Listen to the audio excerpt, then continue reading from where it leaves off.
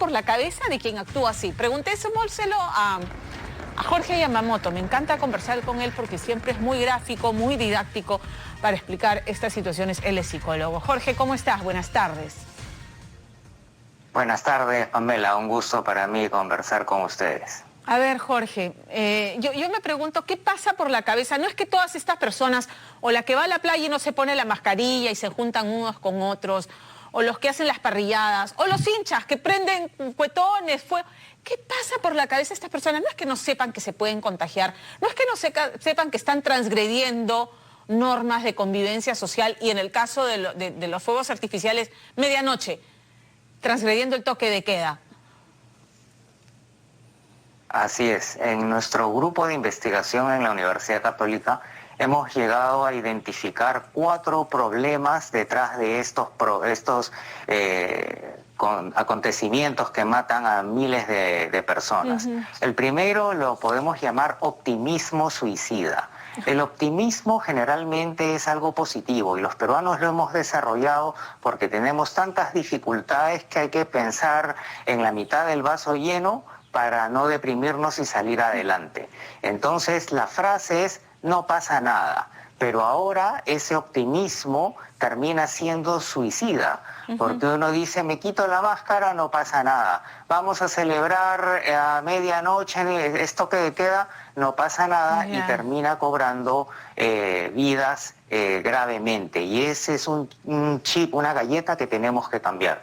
Un segundo problema es el que hay un aviso de curva peligrosa, pero detrás de la curva. Es el tema de la visibilización. Si nosotros tenemos un pan verde que huele feo, no lo vamos a morder. Pero si el pan se ve crocantito, bonito y tiene un veneno invisible, nos lo comemos. Y es más, le podemos decir, oye, ten cuidado, ese pan está malazo, y la gente no pasa nada y se lo va a comer. Entonces, el tema de la visibilización es parte de lo que genera estos problemas. Vemos a un familiar saludable, no nos va a contagiar. Y ojo, esto atraviesa todos los niveles socioeconómicos, porque también se observa en condominios de la clase más próspera que se reúnen, viene un sobrino, hasta le dicen, oye, Sonso, quítate la máscara, acá todos están sanos. Un tercer problema es el caminar sin amarrarse los zapatos. Es decir, que vemos a muy corto plazo las condiciones y vamos abriendo los pies y no importa que los zapatos estén mal amarrados. Un ejemplo de ello es cuando la gente dice o muero de hambre o muero de COVID, pero no pueden darse cuenta un poquito más allá que muerto no come ni alimenta a su familia. Entonces no se trata de lo uno o de lo otro, sino de ver cómo uno primero sobrevive, como y el alimento a mi familia. Y un cuarto problema es algo que podríamos llamar piloto automático asesino, ¿no? Nosotros manejamos nuestra conducta sin pensar, sin ser consciente de lo que hacemos basados en hábitos. Entonces eso en la vida cotidiana nos ayuda a resolver los problemas sin estar pensando, sin gastar energía mental. Pero nuestros hábitos ahora también nos están matando y falta una conciencia, un decir, ok, este hábito me puede jugar una mala pasada. Entonces, frente a esto, la posible siguiente cuarentena podría ser un fracaso por las mismas razones explicadas. Es decir, la gente va a decir, ya, nadie sale, no pasa nada, no me va a ocurrir mayor problema, es más, ni me van a castigar porque dicen que va a haber multa y no la va a haber, y eso nos puede llevar a una situación más compleja. Ahora, la pregunta del millón es cómo poder cambiar esta situación. Y creo que, de acuerdo a nuestros análisis, hay 2 cosas potentes y simples que podrían generar un cambio. La primera de ellas es un mensaje integrado en una sola campaña. Por ejemplo, ni siquiera el gobierno tiene una campaña integrada. El MINSA sale por aquí, PCM sale por allá y así sucesivamente. Los medios de comunicación, con la mejor de las intenciones, cada uno tiene su campaña y las empresas igual. Pero cuando ha ocurrido un cambio sustancial es cuando gobierno, empresa y medios desarrollan juntos una estrategia potente y todo el mundo empuja hacia ese fin. Pero no debe ser una estrategia que busque ganar el premio de Cannes, como suele ser la obsesión de las agencias de publicidad, sino que busque cambiar el comportamiento.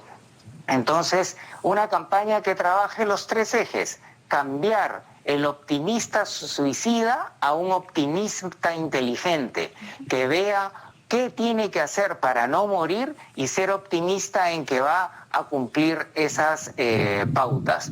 Poner el aviso de curva peligrosa no después de la curva, sino antes. Hacer campañas para visibilizar el COVID, y eso con dibujos animados se puede hacer perfectamente. Campañas para que la gente perciba sus incongruencias, ¿no? Me lo imagino a Melcochita diciendo algo así como: sí, ¿no? Vas a alimentar a tu familia, muertito, vas a alimentar a tu familia, imbécil. Entonces, estas condiciones pueden generar un trabajo unido y que cambie la conducta. Y finalmente, algo muy importante es, además del plan de medios, un plan de cambio de conducta que tiene 3 fases, ¿no?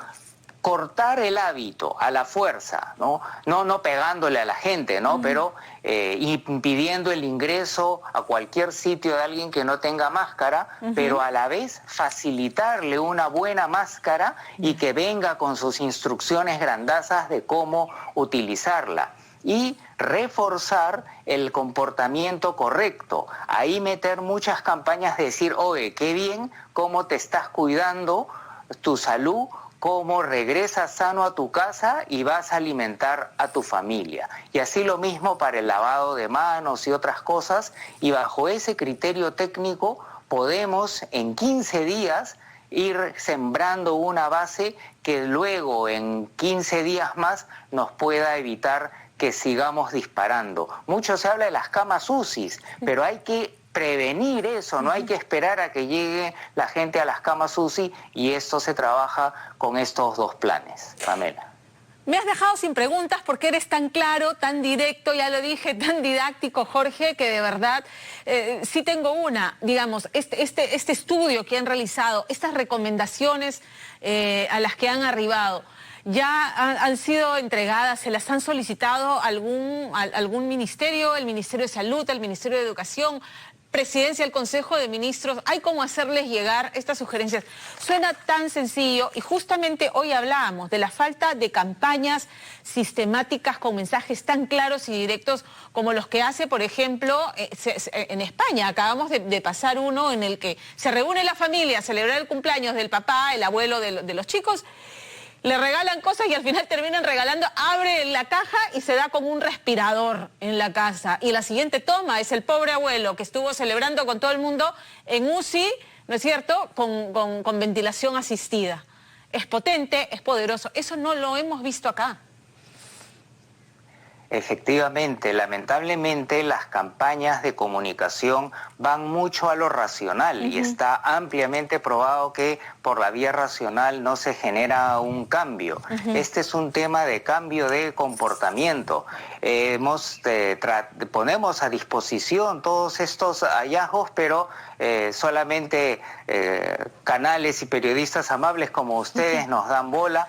En el pasado hemos alcanzado a las autoridades ciertas recomendaciones, pero por XY razones que desconocemos a profundidad no fueron implementadas. Ojalá que se hubieran tomado estas humildes recomendaciones en los momentos iniciales de la cuarentena, cuando los presentamos. El tema de has hablado de que una segunda cuarentena o restricción no sé, en las medidas de flexibilización que tenemos, ¿crees que no funcionaría? Al principio las acatamos todos muy disciplinados, pero se fueron relajando y ahora tenemos esto que estamos afrontando. Sí, el análisis sugiere que la gente no va a hacer caso.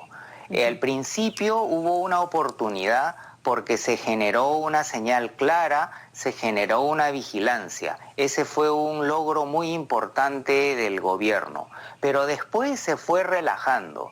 Y esto es como el chiquito malcriado que cuando tiene disciplina cumple, pero se relaja la disciplina y vuelve a hacer lo que le da la gana. Entonces ese es el antecedente que tenemos en nuestra memoria y es lo que va a primar en una nueva cuarentena, a menos que hayan medidas muy drásticas y muy radicales que, como hemos visto, no se han ejecutado y probablemente no se vayan a ejecutar. Pero la consecuencia de que la gente no acate esto es terrible, porque vamos a seguir teniendo el campeonato mundial de las muertes por millón en primer lugar en todo el mundo. Entonces, lo que hay que hacer es diseñar una estrategia de comportamiento enfocada específicamente a los focos de contagio, porque esto no es blanco y negro, sino hay espacios en los cuales, y es mucho más allá de la llamada cuarentena focalizada, hay espacios en los cuales se genera el mayor contagio y controlando eso podría darse una importantísima reducción de los contagios sin afectar tanto la economía. ¿A qué espacios nos referimos, Jorge? Porque hoy todas las autoridades sanitarias están advirtiendo que los nuevos contagios se producen principalmente en las reuniones sociales, en las reuniones familiares. ¿A dónde apuntar, o sea, para ser selectivos? Sí, yo tengo esa misma presunción, pero aquí no podemos basarnos en presunciones, sino recoger los datos de las personas que están infectadas y hacer un rastreo de cuáles han sido los espacios de contacto. Y a través de estadística multivariada se pueden encontrar los conglomerados y los factores basados en ejes de personas y de situaciones para encontrar cuáles son efectivamente esos focos, y muchas veces cuando investigamos estadísticamente nos sorprendemos de que había algo tan obvio pero nadie lo había visto.